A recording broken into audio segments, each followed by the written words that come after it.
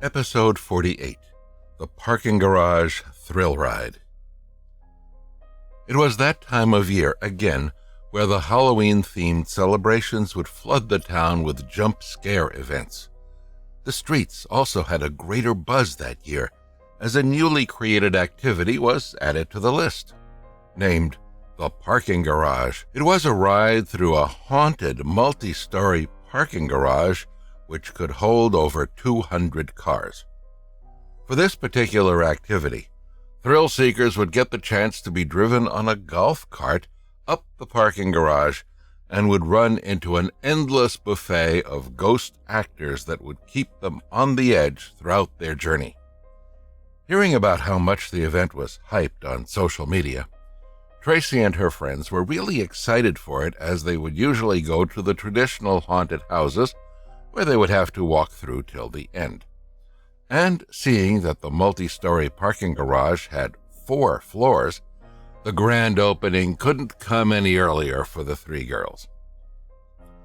So the evening finally came, as the girls were having dinner at a nearby restaurant before they went for the event. Tracy then said, "Okay, I'm getting really excited and I can't wait for it to start. It's going to be so much fun."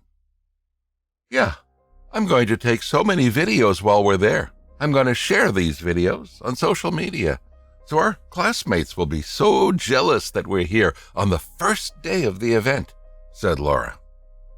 "Okay, I'm excited too, but part of me knows that I'm going to be so freaked out. You know how much of a love-hate relationship I have with these kinds of horror events? Remind me again. Why can't we party like we always do?" asked Lena. "Oh, come on. You're starting to doubt yourself again. It will be fun, trust me. This time, we don't even have to walk around. We just sit there and the driver will drive us throughout. We just scream and laugh. And take videos, of course. Take good videos, guys. Share with me good ones as well so I can post on all my social media pages," said Laura. "Yeah, we know, Laura. We know how much you love your social media followers. Anyway, what did you guys bring to ward off, those things?" asked Lena. "What do you mean?" asked Tracy. "Ghosts. Did you guys bring anything to ward off the spirits away from you?" asked Lena. "Why would we need to do that?" asked Laura. "So it doesn't get close to you when you're there, silly," said Lena. "Nah, it's not a real haunted place, so no real ghost is going to be there," said Laura sarcastically. "But I think Lena might be right, Laura. We never know. So what did you bring to ward off such things, Lena?" asked Tracy. "Well, I just brought along this amulet that I'm wearing. My mom is into this supernatural stuff, so when she knew that we were going for such events, she gave me this," said Laura. "Okay, if I see anything unnatural, I'm going to hold on to you," said Tracy. "You guys are too worried. It's going to be fine," said Laura. The 3 friends finished up their meal and hurried over to the event site. Once there, the queue to enter the multi-story parking garage was about a half an hour's wait. But when they were finally at the front of the queue, they were greeted by a driver in a ghoul mask who said in a hoarse voice, "Welcome to the haunted parking garage. This is where your nightmare begins."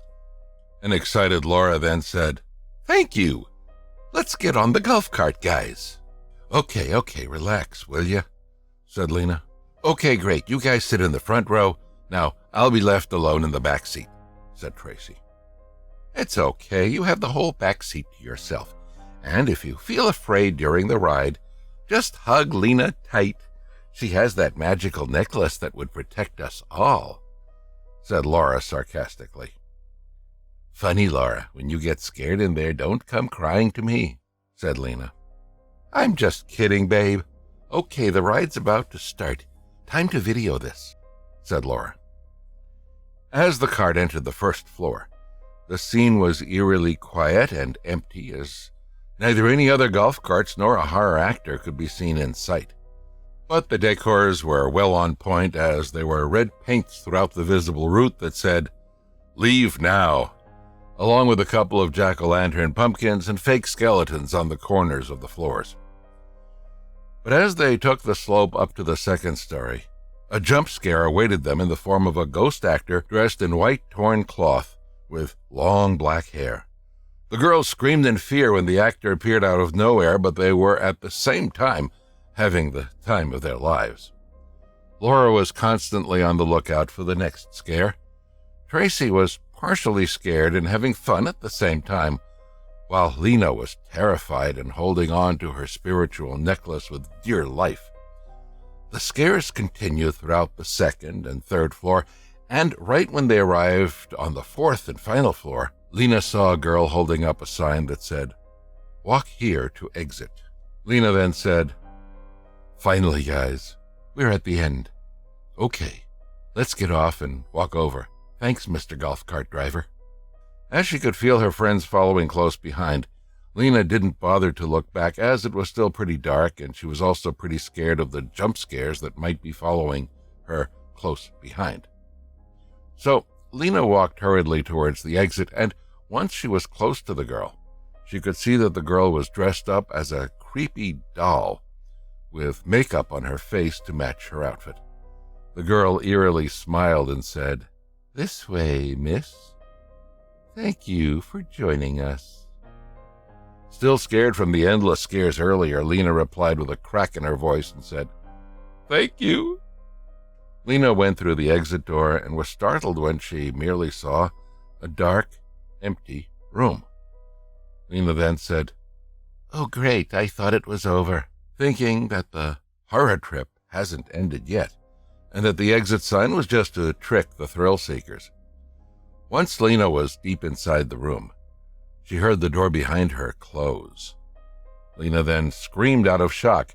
She turned around, expecting that her friends would be right behind her, and said, "Laura, Tracy, I can't see you guys. It's so dark."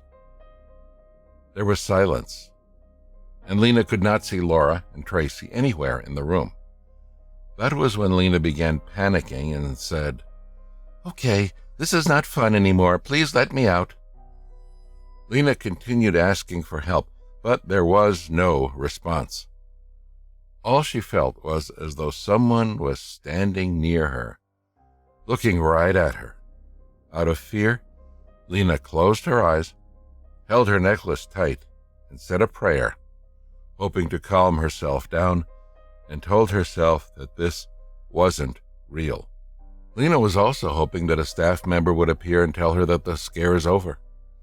Then, suddenly, she felt a hard tug on her necklace from her front that made her fall forward and land on her stomach.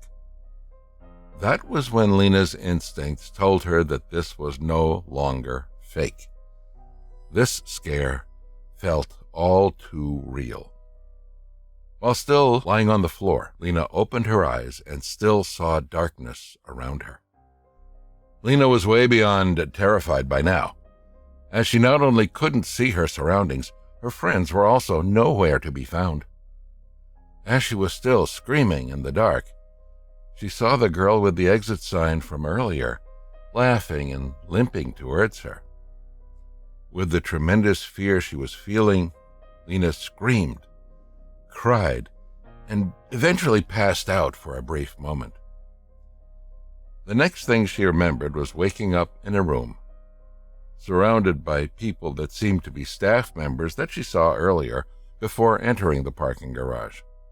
Next to them, to her relief, were Laura and Tracy looking at her worriedly. Laura then said, Lena, can you hear me?" She could then see Tracy with still a rather blurred vision saying, "I think she's awake now. Lena, are you okay?" That was when Lena slowly regained her consciousness, but still looked dazed. After the staff members and her friends asked what had happened, Lena explained to them in every detail. Laura then said, "Oh my God, that's really freaky because that wasn't what we saw." Still recovering from her early traumatic experience, a weak-sounding Lena said, "Oh, what did you guys see. Tracy then said, "Well, since I sat behind you guys, I could see the both of you. Laura was laughing and screaming, enjoying the ride, while you went from using your hands to cover your face to being seated frozen, and from behind, it seemed like you were expressionless. I initially thought that you were just getting tired from all the jump scares, but I knew something felt off when the golf cart stopped for a while." "What do you mean?" asked Lena. "You were seated on the right side, correct? So you suddenly turned your head to the right, and from your expression, it didn't look like you anymore. You looked pale and angry," said Tracy. Laura then interrupted. "Yeah, I saw your head turn. Then you just jumped off the cart and ran off towards the other end. You made a turn into a blind spot. That was when the golf cart driver called out to you and drove towards where you headed to. Then, when we were there, it was a staircase exit. We went in, and you weren't there." "Yeah, you were completely gone," said Tracy. One of the staff members then said, "Sorry that happened to you, miss, but sometimes, unfortunately, these kinds of events would attract such spirits. It rarely happens, but when it does happen, they would usually target specific individuals. I don't know why. Maybe they like people who are more sensitive." The night was over for the girls, and, as expected, that haunted ride was the last time that they ever went for such a horror event.